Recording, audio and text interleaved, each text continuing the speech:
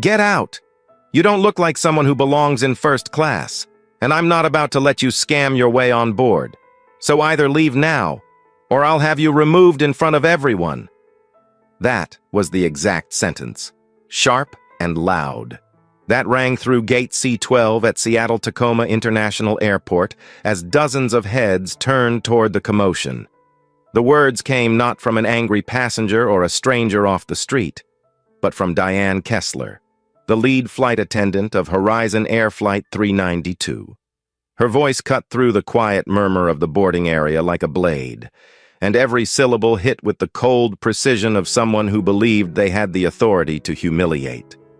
But what Diane didn't know, what no one at that gate realized in that moment, was that the woman she was insulting was Nia Jackson, the CEO of Horizon Air and owner of 40% of the company's shares. In just 12 minutes, Diane would lose her job, the crew would be grounded, and the future of the airline would begin to change, all because of this one reckless moment of judgment. Before we dive into the story, I want to know, where are you watching from? Drop your city or state in the comments. And if you believe no one should ever be treated this way based on how they look, subscribe to the channel and give this video a like. It helps more than you know. And stories like this need to be heard. Now let's board Flight 392 together, where appearances were judged, voices were raised, and justice arrived seat by seat. It was exactly 6 p.m. when Nia stepped quietly into the priority boarding lane for first class, wearing a simple navy blue t-shirt, non-branded jeans, and white sneakers. Nothing flashy, nothing corporate. Her only accessory was a small leather bag slung over her shoulder and the calm confidence of someone who had built an $8 billion aviation portfolio from the ground up. But today, she wasn't here as an executive. She was here undercover, following weeks of anonymous complaints filed by passengers of color who said they were routinely dismissed, disrespected, or doubted on Horizon flights. The reports had shaken Nia. Too much of it mirrored what she herself had experienced earlier in her life. And so, without cameras, assistants, or corporate entourage, she decided to see for herself. She'd boarded dozens of planes before, had been greeted with smiles and champagne in first-class lounges all over the world.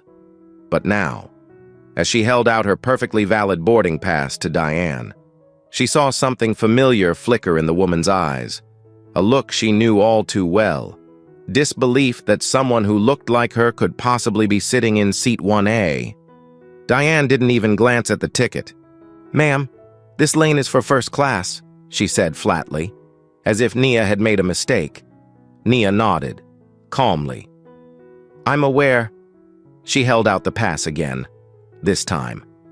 Diane took it with 2 fingers, as if it were dirty. She stared at it for a second before scoffing. "This has to be fake." Before Nia could speak, Diane turned her head and said loudly, "Mark, can you verify this? I think we've got a situation." Her voice was purposefully loud, drawing attention from others nearby. Mark Brennan, another flight attendant standing just beyond the gate door, walked over, already smirking. He leaned into his handheld intercom system and called out, "Gate control. We have a questionable boarding pass here. Can you cross-check it?" The word questionable hung in the air like a cloud of smoke. Passengers waiting nearby began to turn their heads, whispering. That's when Liam Park, a Korean-American travel vlogger seated near the front of the boarding area, quietly pulled out his phone and hit record. His friend Emma Collins, a freelance writer traveling beside him, whispered, "Are you seeing this?" Liam nodded grimly. "She hasn't done anything wrong." Back at the gate, Nia's eyes narrowed, her voice steady. "That boarding pass is mine. I'd like it returned." Diane didn't respond.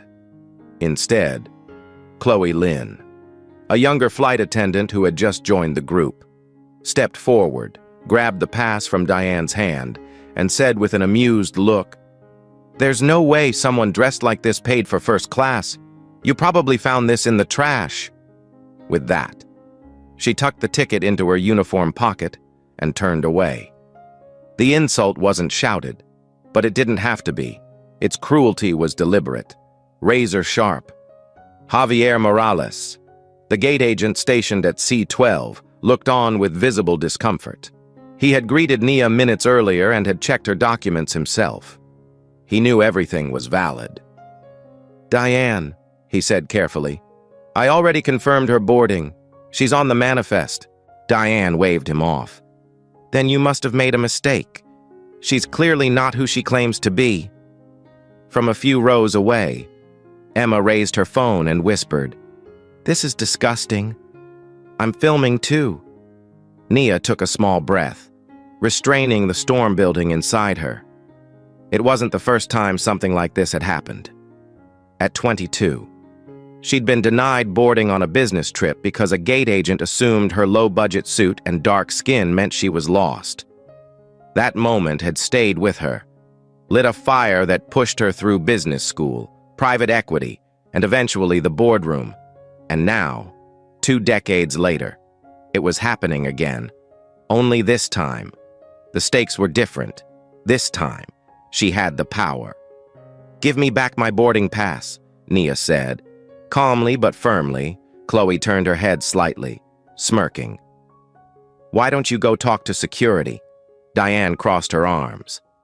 "We'll need you to step aside. Ma'am, you're holding up the real passengers." The words hit like ice water. Nia looked around. A small crowd had now gathered, some whispering, others watching in uncomfortable silence. Liam stepped closer, holding up his phone. "This is wrong," he said aloud. "I don't know who you think she is, but this is harassment." Diane turned to him, annoyed. "Sir, please stop filming." Liam didn't lower his phone. "I'll stop when you start treating people like humans." Suddenly, Emma stepped toward Chloe and reached out, brushing her hand lightly against the uniform pocket. "I can read that ticket from here," she said. "It clearly says Seat 1A, Jackson." Several passengers nearby gasped audibly. Javier stepped forward again. "That's the same ticket I scanned earlier." Diane's face twisted in irritation. "We'll get to the bottom of it," she snapped. "But until then, she's not boarding," Mark added mockingly. "Maybe she should call whoever she thinks bought her that seat." Nia turned slightly, pulled her phone from her bag, and dialed a number. "Tara," she said softly when the line picked up. "Activate the internal system.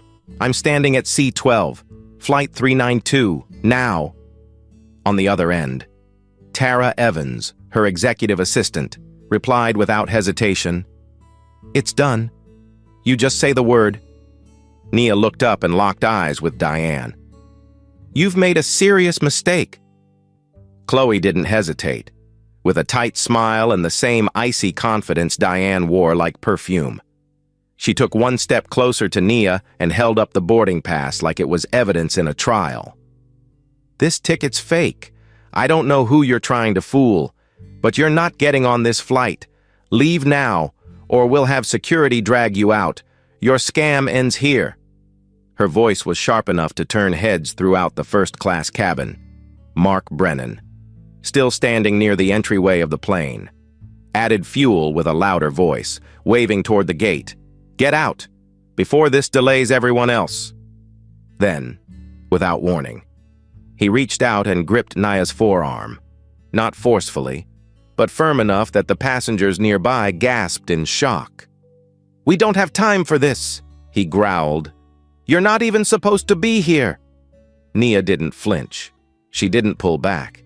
She simply stood her ground, looking directly into Mark's eyes and saying with a voice quieter than before, but with the weight of stone, "Take your hand off me," Chloe barked. "She's a fraud." Louder than necessary, as if trying to drown out the mounting discomfort. But it was Javier Morales, the gate agent, who finally stepped forward again. "That's enough," he said, his voice steady, gaze locked on Mark. "She's on the manifest. I checked her documents myself. You're the ones in the wrong here. Diane shot him a glare so sharp it could have cracked glass. You want to lose your job too, Javier? She snapped, loud enough for passengers to hear. Then keep defending liars. Just a few feet away, Emma Collins was still filming, her hands now trembling with anger. I can't believe this is happening in front of everyone, she said, her voice cracking. You're humiliating her. Liam, still holding his own phone, turned to the surrounding passengers. You all see what this is, right? This isn't about protocol. This is about how she looks. Someone near the back muttered in agreement. Diane turned toward the two of them, trying to seize back control. You're not allowed to film airline personnel. That's a violation of FAA policy. But Javier quickly cut in. That's not true. Not if it's for accountability. And that's when something shifted. Passengers started murmuring louder. Phones began to lift. People had seen enough. And then, loud enough to echo in the cabin, a woman in row 2A said, She didn't do anything. Let her sit down. The tension, once a quiet storm, now churned in the open. But Naya had no intention of backing down. Not anymore. She glanced at her phone again. On the other end of the line, Tara Evans, her executive assistant, had been quietly logging every second of the incident into Horizon Air's internal oversight system. Tara, Nia said softly, I want the bias incident protocol activated. This is going to escalate. Tara responded instantly. Already in motion. Timestamp's been logged. Witness accounts coming in. Just say the word when you're ready to go public. Nia didn't speak. She didn't need to. Not yet. Diane, however, was only getting bolder.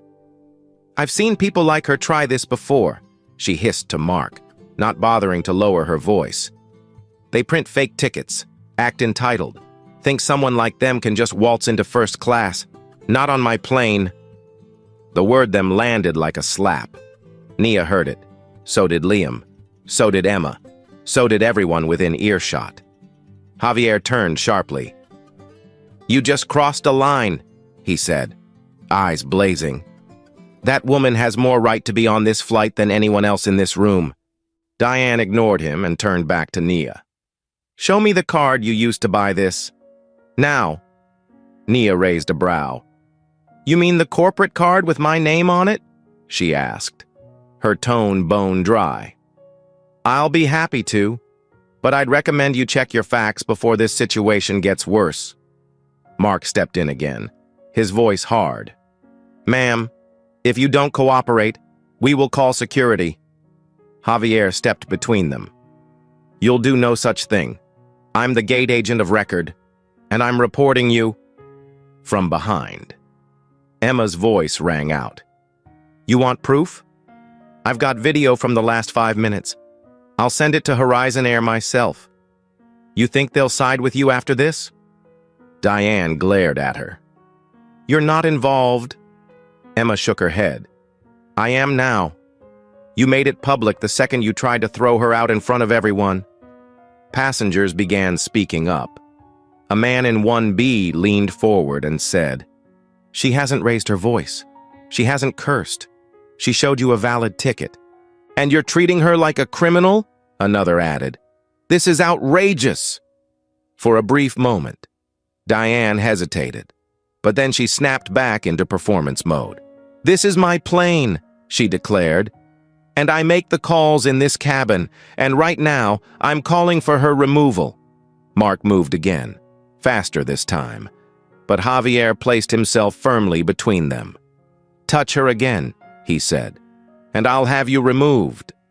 Nia stared Diane in the face and said, You've just violated Horizon Air's internal anti-bias code, Section 4.6, and I know that, because I helped write it.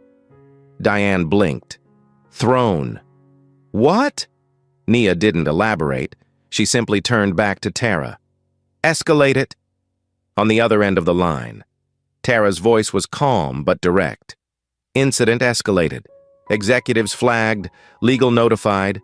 Just say the word. Diane still didn't get it, but her smirk was starting to slip. The energy in the cabin had fully shifted. Chloe looked uncomfortable now, and Mark, who had started the incident with so much swagger, was no longer speaking. Javier nodded at Nia and said quietly, "I've got your back. Whatever this is, it's wrong." And then came the medium twist. Javier turned toward the crowd and, with a trembling voice, added, "This isn't the first time Diane's done something like this. We've had complaints, multiple ones, passenger discrimination, ticket mishandling, verbal mistreatment. Every time, it got buried. But I remember, and I've had enough." The silence that followed was absolute. Diane stood frozen, lips slightly parted. Chloe took a step back. Nia nodded slowly, her voice barely above a whisper. "Then let's not bury this one. And now, to you, the viewer. What would you say to Diane if you were standing in that cabin? What would your voice sound like if it were your mother, your sister, your friend being humiliated like this? Comment below. Let your words stand where justice tried to be silenced." "Remove her!" Diane barked, her voice trembling with fury, but not fear. Not yet. She didn't know what was coming. She pointed directly at Nia as if issuing a command to the universe. "She doesn't belong here. Get her off this aircraft. Now!" Chloe, always one beat behind, but eager to prove her loyalty, grabbed the intercom handset beside the galley door and, without so much as looking at her supervisor, blared into the cabin. "We're experiencing a boarding delay due to an unauthorized individual attempting to access the first-class section. Please remain patient." The moment the announcement hit the passengers' ears, gasps erupted from nearly every row. Emma stood up instantly. "That's a lie!" she yelled. "She's not unauthorized. She's on the manifest." Liam swung around with his phone, camera pointed now at Chloe. "You just made a legal statement over a cabin-wide system. That's a recorded lie, and I've got the whole thing." Diane's expression wavered for the first time. Her hands, previously so sure and steady, curled into fists.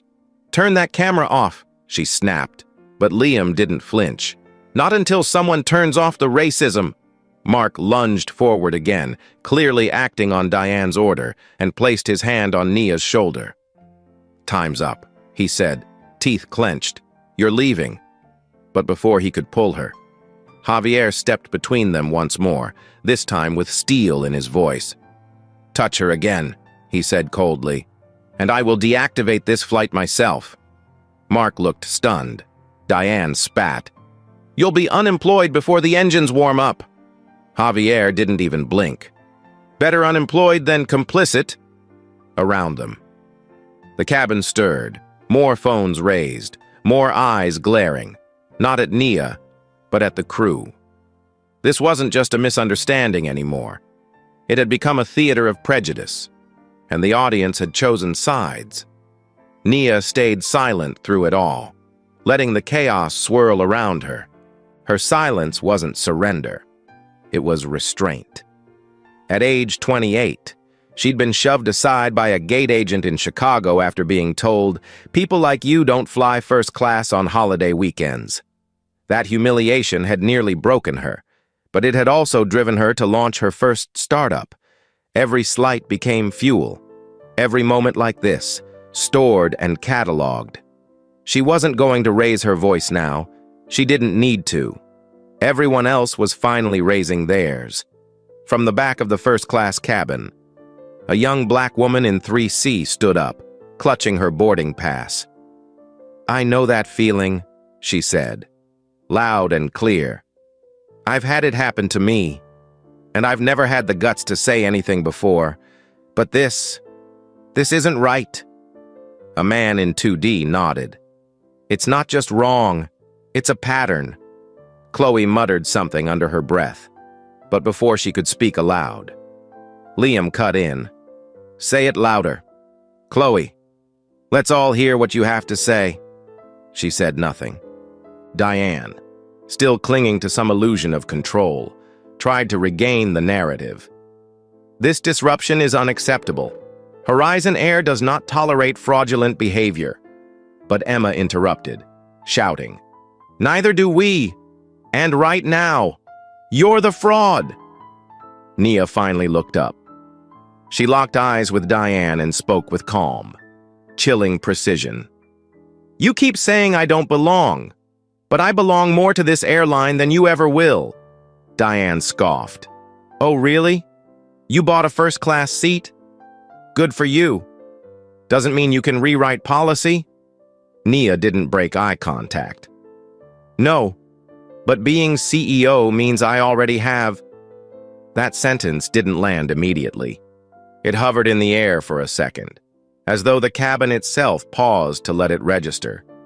And then Diane blinked. Chloe looked confused. Mark's mouth parted slightly. "What?" he asked, uncertain now. "You're... who?" Before Nia could respond, Emma stood up and called out, "Everyone, she's the CEO. She is Horizon Air." That triggered a ripple through the cabin. Phones shot higher. Voices overlapped. "You're kidding. That can't be..." "Wait, what did she just say?" Liam turned his camera toward Nia. "Is that true?" he asked. "Are you really the CEO?" But Nia didn't answer. Not yet. She simply turned and said to Tara, still on the open call, "Let legal know the window's closing. I'm ready to act." Tara's voice came through the speaker clearly. "Understood. We're standing by." Diane heard that. Her face went pale, and her hand slipped from her hip. Mark backed up half a step, suddenly unsure. This has gone too far," he mumbled. "We're just following protocol," Javier replied instantly. "Protocol doesn't involve harassing passengers based on what they wear or what color they are." Then, without being told, the passengers in rows 1 through 3 stood together. They stepped into the narrow aisle and formed an unspoken blockade between Nia and the crew.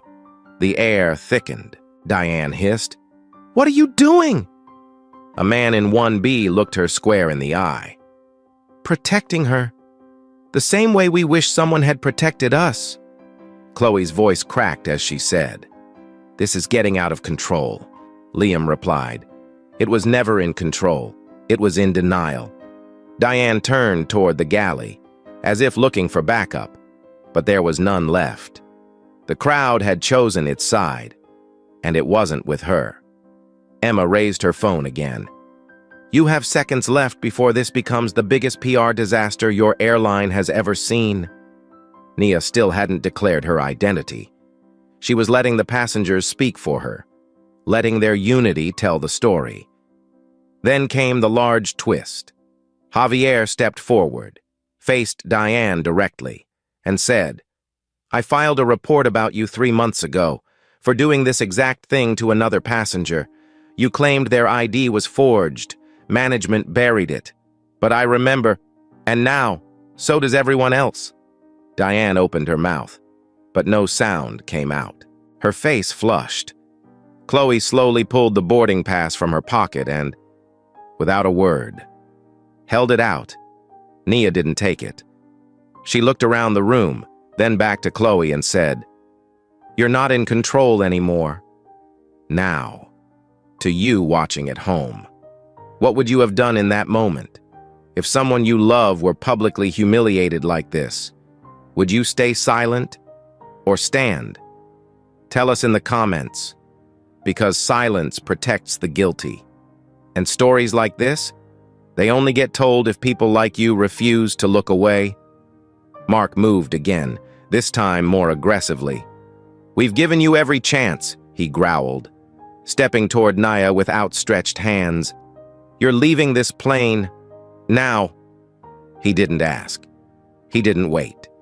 He reached for her arm like he had the authority to take her somewhere she didn't belong. But the cabin had changed. Everything had changed. Before he could touch her again, a wall of people stepped forward. Row 1, then row 2, then 3. Liam, Emma, the woman from 3C, the man from 1B, Even the elderly couple in 2A and 2B, who hadn't said a word until now, stood. "Back off," one of them snapped. "You're not laying a finger on her." The human barrier tightened, and Mark was stuck. "Move!" he barked at the passengers, but no one budged. "I said move!" Still, they stood shoulder to shoulder, arms folded, unmoving. Diane's voice rang out in panic. "This is a federal offense, obstructing a flight crew." But her tone had shifted. It wasn't authority anymore. It was desperation. Chloe stood frozen, still clutching the boarding pass like it was some kind of shield. Javier held up a hand, stepping between them again. "You've pushed this far enough. You tried to remove a verified first-class passenger. You made an announcement over the intercom calling her an intruder. You've insulted her, grabbed her, and now you're ordering her off the plane while passengers are filming and filing complaints in real time. Stop talking." Diane opened her mouth to snap back, but it was Mark who broke first. His shoulders sank. "This isn't what I signed up for," he muttered. I thought she was lying." He looked around at the rows of passengers who had stood in defense of the woman he had tried to eject. He looked at Chloe, who was now biting her lip, her hand trembling slightly. And then, finally, he looked at Diane, but she wasn't looking at anyone. She was staring straight ahead, eyes unfocused, like someone who had just realized they were in a different movie than they thought. Nia didn't say a word. She hadn't moved since the start of the standoff. Her breathing was steady, her hands relaxed. Her silence was louder than any shout. On the phone in her palm, Tara Evans was still connected, her voice quiet but ready. "Nia," she said gently, "Sarah Mitchell is on the line. She's been briefed." Sarah, board member, longtime corporate ally, one of the few people at the top who had always backed reform. "She's waiting for your go." Nia nodded once. "Put her through." Diane's eyes flicked toward her, confused. Sarah's voice came through the speaker. "Nia, you give the word, and this crew is grounded, permanently." Diane took a step forward, her voice finally cracking. "Who are you talking to? What are you doing?" But Nia didn't answer her. She never looked at Diane again. Her eyes stayed on the passengers, the people who had stood up, who had formed a line between her and injustice. "Sarah," Nia said clearly, "I want to begin immediate termination protocol for Diane Kessler. I want Mark Brennan grounded pending review, Chloe Lynn as well, effective now." There was a pause on the other end. Then Sarah said, "Understood. Consider it done." Diane flinched like the words had struck her. "Wait, what are you saying?" she demanded. "You can't." But Nia raised her voice slightly, not loud, but firm enough to stop the entire cabin. "I'm saying I'm Nia Jackson, CEO of Horizon Air, and I just removed 3 employees from service for violating the very policies they swore to uphold. You treated a valid passenger like a criminal. You denied my boarding, attempted to publicly humiliate me, and incited chaos inside this aircraft. And now? You're done." A hush fell over the cabin. Someone dropped a pen. Someone else whispered, "Oh my God." And then Chloe, who had been standing behind Diane the whole time, let the boarding pass fall to the floor. It landed near Nia's feet. Chloe didn't bend to pick it up. She just stared at it. Then, without a word, she turned and walked slowly toward the galley, eyes shining. Mark didn't move. Diane stood frozen, mouth open slightly, one hand raised mid-air as if she were about to make a final, useless argument. But no words came. Tara's voice came through again. "Termination confirmed. System's been logged. Crew suspension effective immediately." Then another voice followed hers. Sarah, calmly adding, "Media is preparing a statement. We're backing you fully. Do what needs to be done." Diane finally found her voice. "You're ruining everything," she hissed. All of this, for what? Nia turned to her slowly, eyes steady. No. You ruined it. The moment you opened your mouth and decided I didn't belong based on how I looked. You ruined your own career. All I did was finally stop pretending you were someone I had to tolerate. Passengers slowly returned to their seats, whispering, recording, some still stunned, some clapping quietly. Javier approached Nia. "I've worked this gate for 3 years," he said, "and I've never seen anything like that." Nia smiled faintly. "You stood up when it counted. That matters." He lowered his head, touched. "Thank you." Mark shuffled toward the jet bridge, dazed, escorted now by another gate staffer. Chloe remained in the galley, out of sight. Diane, still rigid in the aisle, was now clearly trembling. "You think this ends here?" she spat. "You'll get backlash. You'll get blowback." Nia tilted her head. "Maybe. But you're not flying today. I am." And with that, she stepped over the boarding pass that had once been stolen from her, paused at row 1A, and placed her bag on the seat that had always been hers, the seat they tried to keep from her. And just before sitting down, Nia turned to the cabin and addressed everyone, not loudly, but with the calm of someone reclaiming her space. "For those of you who spoke up, thank you. You didn't know who I was. You didn't need to. You just knew something was wrong. And you acted. That's what changes things." Then she sat, pulled the seatbelt over her lap, and leaned back as if nothing had ever happened. Even though everything had... The silence that followed was not empty. It was weight. It pressed on everyone in the cabin like cabin pressure shifting mid-flight. For several seconds after Nia sat down in seat 1A, no one moved. The passengers, once buzzing with murmurs and cell phone whispers, were now still, staring, not in disbelief, but in dawning recognition. A storm had passed through the aircraft, but it hadn't just blown through. It had rearranged the entire sky. Diane remained standing several rows away, frozen in place, her expression a warped cocktail of disbelief and indignation. Her arms, once crossed in command, now hung limply at her sides. Mark had disappeared down the jet bridge without a word, eyes hollow. Chloe lingered in the galley, out of view, her posture hunched, her energy collapsed inward. It was over, but not done. Because Nia Jackson had not just claimed her seat. She was about to claim the airline's conscience. Nia took out her phone again and tapped once. "Tara," she said quietly. "Patch Sarah back in, put her on speaker." Within seconds, the soft chime of connection sounded, followed by Sarah Mitchell's calm voice. "I'm on. Go ahead." Nia stood again, not because she needed to, but because she wanted to face the cabin, to look directly at the people who had stood up when the crew failed to... "Ladies and gentlemen," she said, voice composed yet undeniably resonant. "My name is Nia Jackson. I am the CEO of Horizon Air, and I own 40% of this company. I boarded this flight undercover to investigate recent complaints of mistreatment and bias.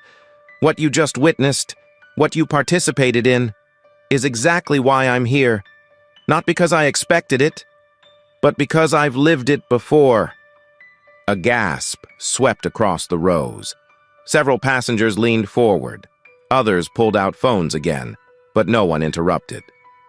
"Diane Kessler," Nia continued, "as of this moment, you are terminated from Horizon Air.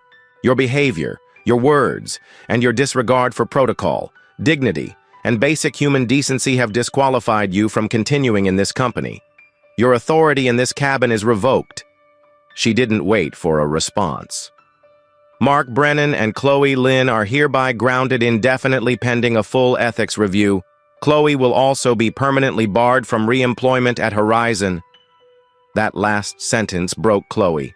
From the galley came a small noise, half sob, half breath. Then a whisper, "I didn't mean to. I thought I was doing what I was told." Nia turned slightly in her direction. "You didn't just obey. You volunteered." Javier, standing near the front, blinked rapidly. The weight of what had just happened was beginning to catch up to him. "Does this mean?" he asked softly. Nia gave him a nod. "Yes. You stood for what was right, even when it meant standing alone. I'm recommending your immediate promotion, effective today."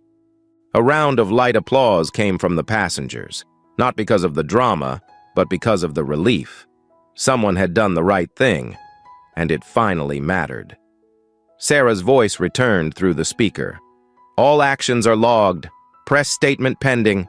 Legals preparing language. You have our full support. Nia." Diane still hadn't spoken. She stood like a discarded statue, abandoned by the very authority she once weaponized. Her voice finally cracked through the quiet. "You think this makes you better than us?" Nia tilted her head, eyes calm. "No. I think it proves I was never beneath you." Emma stepped forward from her seat, phone lowered now, hands trembling with adrenaline. "I've never seen anything like this," she said, "and I've flown all over. But this felt personal. Thank you for doing what most CEOs never do. Show up." Liam joined her, his voice still tight from the earlier confrontation. "I'll delete the footage if you want," he said. "But if this ever happens again, if someone else needs proof, it's here." Nia nodded. "Keep it. I don't need public spectacle, but I do need people to remember what silence enables." Just as she was about to sit again, a voice came from behind. It was soft, unsteady. Mark. He had returned to the cabin entrance, his uniform rumpled, his face drained. "Wait," he said. "I need to say something." Everyone turned. Even Diane turned, startled. "You don't have to," Nia said. "You're no longer under obligation." But Mark shook his head. "I'm not doing it as crew. I'm doing it as a human." He stepped forward slowly, voice cracking, eyes not on Nia, but on the passengers. "This wasn't the first time. Diane, she's been doing this for years. She always justified it as instinct, said she could spot liars, scammers, people trying to sneak into first. But it was always the same pattern, same kind of passengers, same assumptions." He swallowed. "And I let it happen. I laughed along. I looked away. But today, it was too much. And I broke." Diane's voice came sharp and low. "You're a coward." Mark turned to her. "No, I was a coward. Today, I told the truth." That confession hit harder than anything yet. It wasn't just Diane. It wasn't just Chloe. It was systemic, hidden in routines, whispered in galleys, embedded in training manuals no one ever rewrote. Nia exhaled slowly, then lifted her phone again. "Tara," she said, "add a full audit to the reform plan. I want every passenger complaint in the last 5 years reopened, and I want Mark's statement added to the report." Tara's voice came back, clear and unwavering. "Already writing it. The entire airline's watching, Nia, and for the first time. They're scared for the right reasons." The passengers remained still, silent witnesses to a moment that had turned from humiliation into justice, from suspicion into structural change. Nia looked across the cabin and said, "This wasn't about me. It was never about me. It's about the fact that every time someone is doubted, questioned, or excluded for how they look, we excuse it as a misunderstanding. But today, someone answered back, and that matters." She sat once more. This time, no one looked away. The shift from confrontation to transformation wasn't loud. It was methodical, with the cabin now calm but emotionally charged. Nia stayed seated in 1A, not because she was tired, but because she needed the silence to settle. Her phone remained on, connected directly to Tara Evans and Sarah Mitchell, who were now coordinating the internal processes in real time. "Tara," she said steadily, "initiate Phase 1. I want full suspension notices delivered to all 3 crew members before this aircraft leaves the gate. Confirm system lockout, and reroute this crew off the rotation entirely." Tara's voice came back instantly, already typing as she spoke. "Done. Access revoked. Their credentials are locked. Flight schedules updated. Legal has final clearance. Sarah just gave the green light to begin the reform protocol publicly." Nia nodded and raised her eyes to the passengers who had supported her, who had stood when the crew failed. "Ladies and gentlemen, I know this flight didn't begin how you expected, but let me assure you, it will end differently for this airline. Today, your voices forced accountability to happen in real time because of you. Change begins now." A soft ripple of applause moved through the rows, not for the spectacle, but for the justice. Javier, still by the galley wall, looked visibly moved. "What does reform actually mean?" he asked, uncertain if it was okay to speak now. Nia smiled gently. "It means no more buried complaints, no more silent reviews. Every incident of bias in this company will be reopened. Every training program rewritten, every crew member retrained. From this moment forward, discrimination is not a policy violation. It's a career-ending offense." Javier nodded, his face lit by a cautious hope. Behind him, Chloe remained motionless, back pressed against the wall. Her eyes were red, but she said nothing. But then came the voice Nia didn't expect. From the rear of the first-class cabin, Diane, still unremoved, still holding on to the last threads of her former authority, spoke. Her voice was hoarse, almost raw. "You think this company's clean?" she rasped. "You think it ends with us?" Nia turned toward her slowly. Diane's face was no longer arrogant. It was angry, cornered. "You want the truth?" she said, eyes locked on Nia. "We were told not to make mistakes with certain kinds of passengers. We were told who to watch, not just by policy, by management. I didn't make this culture. I survived in it." For a moment, the cabin was silent. And then, quietly, Nia said, "Say that again." Diane's voice cracked. "Regional leadership gave us unspoken lists, people to profile, dress codes to flag, names to double-check. It was all implied. They never wrote it down, but everyone understood. That was the massive twist. The bias hadn't been rogue. It had been systemic, baked into the unspoken culture of operations, passed down in meetings behind closed doors." Nia's jaw tightened. "Do you have names?" she asked. Diane nodded slowly. 3, all regional. You'll find them in your own HR logs if you know where to look." Tara's voice came through immediately. "I'm listening," she said. "I'll cross-check her claims against flagged reports and complaint patterns. If there's a pattern, we'll uncover it."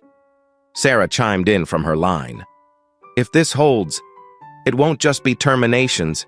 It'll be a federal compliance review. I'll notify legal." Nia looked around at the passengers again, her tone still measured but ironclad. "This is why we don't ignore moments like this. Because when you peel back the surface, you don't just find one person's prejudice, you find a system that protected it." A woman near the front, someone who hadn't spoken yet, raised her hand slightly. "I was profiled on a Horizon flight last year. They said I didn't match my ID." Her voice trembled. "But I never reported it. I figured no one would believe me." Nia looked at her with unwavering warmth. "They will now." Behind her, Javier stepped forward. "If there's anything I can do to help, even beyond this flight, say the word." Nia turned to him, her voice soft. "You already did, and that's why I want you on the team reviewing these complaints." He blinked. Seriously? Seriously? She said, I need people who don't just understand the rules. I need people who remember what it feels like when they're broken. At the front of the plane, a second gate agent arrived quietly and escorted Diane toward the jet bridge. She didn't fight. She didn't speak again. And this time, no one watched her go. They turned instead to Naya, who remained in her seat, one hand on her phone, the other pressed lightly over her heart. The cabin had gone from conflict to clarity. The reform had begun. Not in a press release, not in a boardroom, but right here, seat by seat, witness by witness, 3 months later. The ripple from Flight 392 hadn't faded. It had spread. Diane, Mark, and Chloe had all been officially terminated following internal review. With Diane permanently barred from working in commercial aviation, again after multiple passenger complaints surfaced from past flights. Federal regulators had launched a quiet investigation into Horizon's regional management practices. Following the leads Diane reluctantly gave, the 3 names she'd mentioned were quietly removed from their posts after logs and internal communications confirmed they had fostered a culture of targeted surveillance against passengers who didn't look the part. Nia had not returned to flying immediately after that day. She'd spent the summer meeting with cabin crew, revising outdated training manuals, and rebuilding her airline's image from the inside out. But she hadn't done it for headlines. There were none. The story of what happened on Flight 392 never made it to social media during the flight. Emma and Liam honored their word, and though the footage remained archived, it was never posted. What happened instead was more powerful: an internal reckoning, a culture reset, and a grassroots shift across Horizon's employee network. A bias reporting hotline was launched. A full-time equity board was installed. And at the center of it all, guiding every new policy with the same calm fire she had shown in Seat 1A, was Nia Jackson. She received over 1,200 letters in the weeks that followed, most of them from strangers who had never flown with Horizon, but who had seen the quiet changes reflected across the industry. A pilot from another airline wrote, "I don't know what happened on that plane, but whatever you did, it changed our training overnight." A flight attendant in Texas wrote, "Because of you, we're no longer afraid to speak up when someone crosses a line." But it was the handwritten letter from a passenger on Flight 392 that sat framed on Nia's office wall. It read, in careful cursive, "You didn't raise your voice. You raised the bar. You made dignity feel possible again." That note came from the woman in 3C, the one who had stood up when Mark reached for Nia. Her name was Deborah, and in the letter she described how she had never stood up for herself in the face of bias before that moment. But seeing everyone else stand for Nia gave her the courage she didn't know she still had. Chloe Lynn, surprisingly, had written too. Her letter came with no return address. It was short, just 2 paragraphs. In it, she apologized, not only to Nia, but to the passengers she had disrespected in her career. She wrote, "I didn't realize how much I had absorbed until that day. You exposed it in front of everyone. I'll never forget the silence after you said, 'You volunteered.' It haunted me. In a way it needed to." She closed with, "Thank you for not destroying me. You could have. Instead, you showed me who I was, and that's something I needed more than punishment." And now, as Nia stood once again at Seattle-Tacoma's Gate C-12, this time in a sharp navy blazer, walking openly under her own name, she didn't feel bitterness. She felt resolve. Javier was there, now wearing a black Horizon name tag that read Equity and Passenger Experience Officer. They exchanged a smile. No words needed. As passengers boarded the new flight, they were handed discreet cards reminding them of Horizon's new Passenger Bill of Rights, each one approved by Nia herself. In the corner of every card were 3 words: "Dignity flies. Here." But not everything ended quietly. The final twist came in the form of a second audit, one requested by Horizon's Independent Ethics Board just weeks after the Flight 392 incident. That audit uncovered that over 36 passenger complaints over the past 4 years had been deliberately misfiled or left unresolved by a specific manager tied to Diane's prior base. It wasn't an accident. It was a cover-up. The manager, long since promoted, was removed from the company after the findings were verified. Nia hadn't anticipated that her 12 minutes in the cabin would crack open the company's deepest fault lines. But she hadn't been surprised either, because bias never stayed small. It spread, and when it wasn't named, it rotted everything it touched. Before boarding the new flight, Nia turned back one last time to the cabin, just for a second.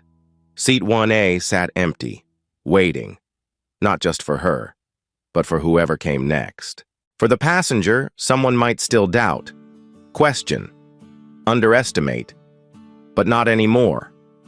Not without consequences. And now, to you watching, if you've ever stayed silent in moments of bias, let this be your moment to change that. Share your thoughts below. Speak for the ones who couldn't. And if this story moved you, subscribe to this channel and share it with someone who needs to be reminded that silence isn't strength. Justice is.